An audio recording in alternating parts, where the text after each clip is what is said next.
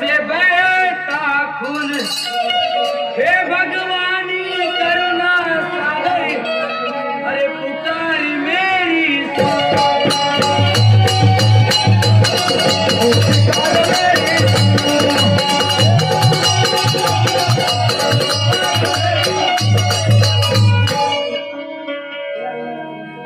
तेरा रोना गाना बंद कर अमर।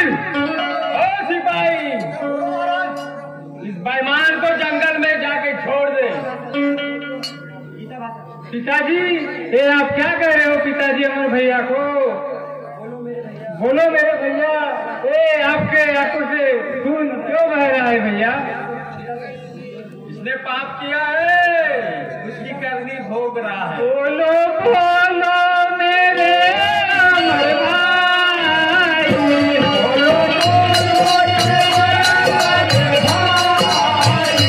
आज कैसी हालत तेरी हुई, आज कैसी हालत तेरी हुई, क्या कारण हुआ भैया, क्या कारण हुआ भैया, हालत तेरी बिगड़ गई।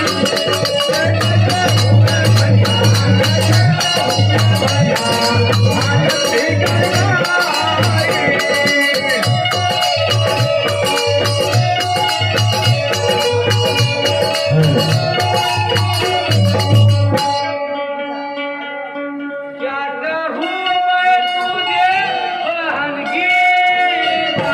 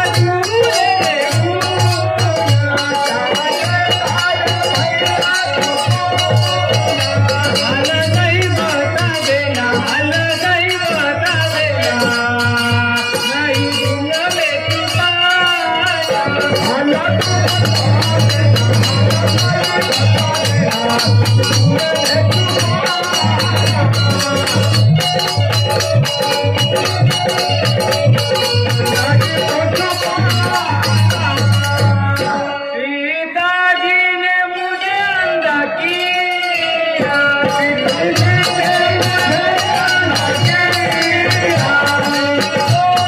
आगे छोड़ दिया,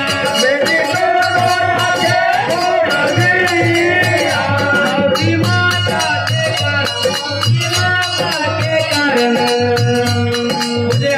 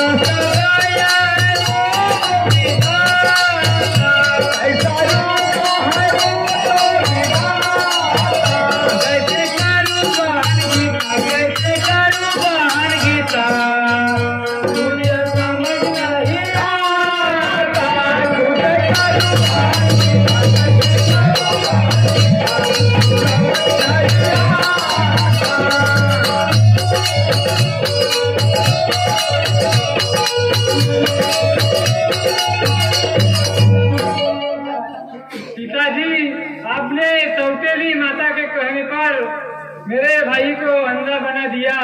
आज से हम दोनों भाई बहन आपके बच्चे नहीं पिताजी, हम आपके बच्चे नहीं।